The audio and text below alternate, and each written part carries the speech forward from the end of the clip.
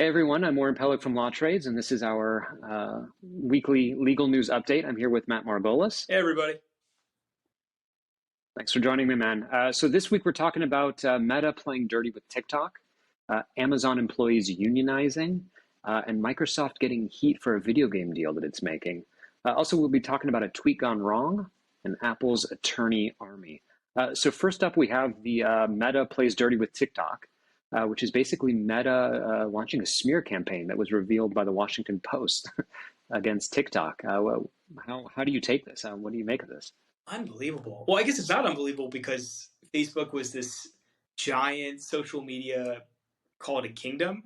And it's finally losing that status, TikTok especially, which has just absolutely taken the country, if not the world, by storm. So it doesn't surprise me terribly much, but the tactics, if true, are unbelievable. I mean, right?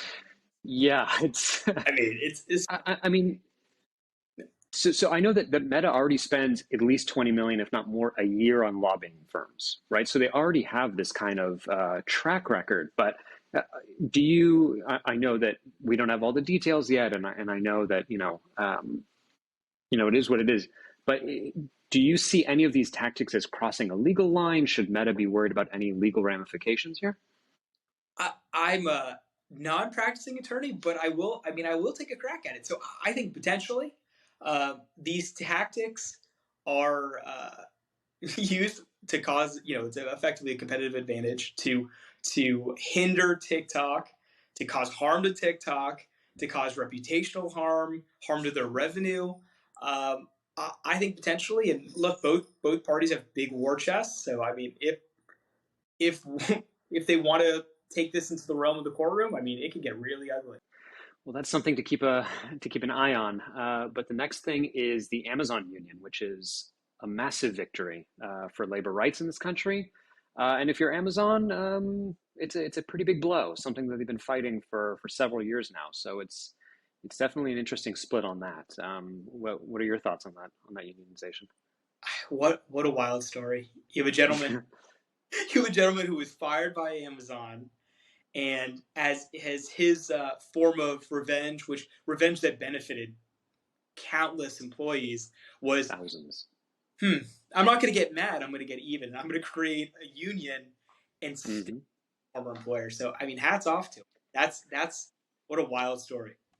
And a detail that always sticks with me is that the Amazon lawyers literally thought that they continuously said he's too stupid to take seriously.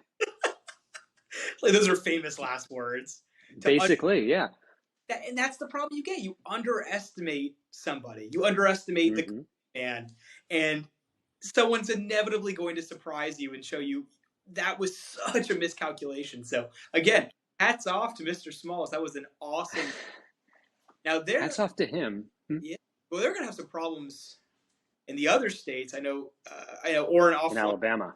Yeah, we've talked about Alabama, and in Alabama, Hmm.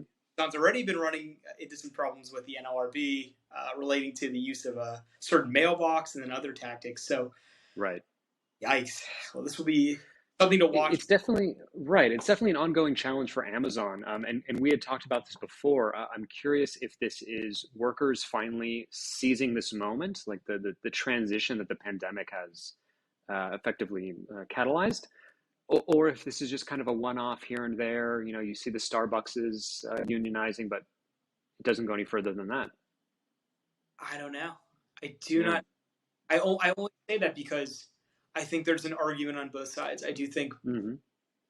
you're seeing, I mean, really because of COVID and people and the great resignation where people are realizing their value, realizing their worth, and Hmm. realizing jobs are not worth it. So in that realization, finding that we, why don't we make these jobs better? Or so as opposed to going somewhere else, why don't I make this job? So maybe that's what it is. And then the other side, maybe it's just a fluke. Maybe it's just a one-off thing, or maybe a couple states. But I tend to believe it's more of a sign of changing times. Yeah, I would agree with that for sure. And then our last major story is this massive deal, Microsoft acquiring Activision Blizzard, or in the process of acquiring them for $69 billion. Now, the big issue here is that Activision Blizzard is facing a slew of sexual harassment lawsuits, all sorts of kind of toxic workplace suits. And four senators, Elizabeth Warren and Bernie Sanders among them, have filed a letter with the FTC asking to halt or to at least investigate the acquisition. What do you see as a challenge here? Couple of challenges, really. I mean, the glaring antitrust issue, right? Because Microsoft, and again, it could potentially not be an antitrust issue. I'm not an antitrust attorney. I feel like I always have to caveat these things. But that potentially is an issue because of how large Microsoft is in this space, and acquiring Activision, another huge player, could really be a big issue for the market. That's one issue. The other issue is, I think that's fair to say, is sweeping some of these toxic allegations under the rug. Right. And gosh, I can't speak to the validity of those allegations, but there sure is a lot of it. Sure is a lot of talk. EOC has already, yeah. Yeah, just from a legal standpoint, do you lift culpability or accountability from the defendant if you're suing them if they get acquired by somebody else? My understanding is that you do not. That Okay. that well, again, I'm the gigantic. I am not an employment attorney, so I can't say for sure, but I would believe so. Yeah. Well, I'm sure Microsoft lawyers are looking at that deeply. Oh yeah. Cool. So two of the other smaller stories that we're forwarding you this week.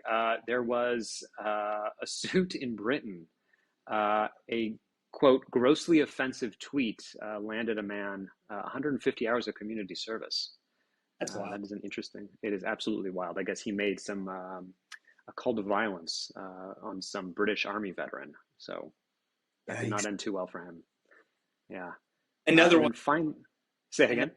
well, just saying another one that kind of, again, it's both sides. I mean, again, a grossly offensive statement, calling to violence, things we don't want to see, things we don't want to promote.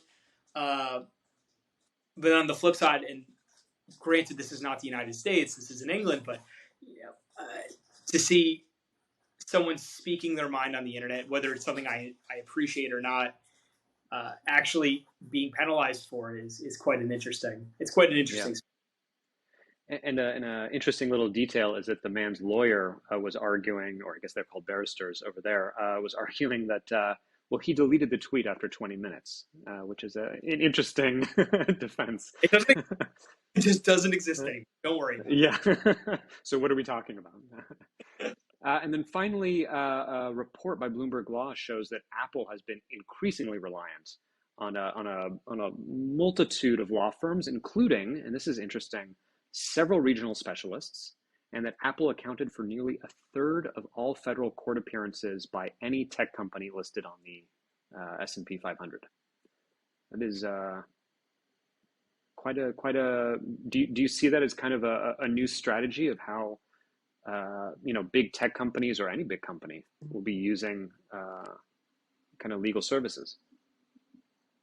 Yeah, I think the trend has been brewing, not just in tech, but I think across large companies, either moving towards firms that are offshoots of big firms, big New York firms, where all the partners at the firm branched off from wherever. They don't have the overhead that they did at the bigger firm. They don't have the rate because they don't have, again, the overhead.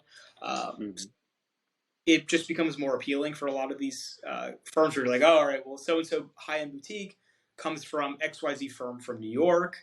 They are all remote, so they don't have office-based issues.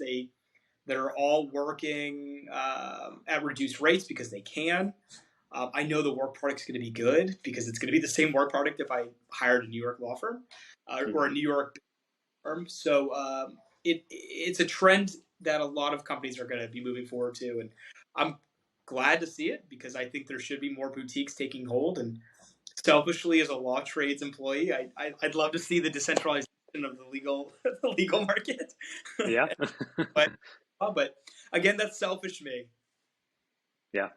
It's definitely an interesting shuffle. definitely an interesting shuffle. And as we had talked before, Apple is what, a $3 trillion company, and I think this is definitely the way that they move will rattle through everyone else, be mirrored through everyone else. Agreed. Agreed. Yeah. Well, great. Well, that's this week's legal news update. So thank you so much for joining me, Matt, and I guess we'll see each other next week. See you next week. Take care.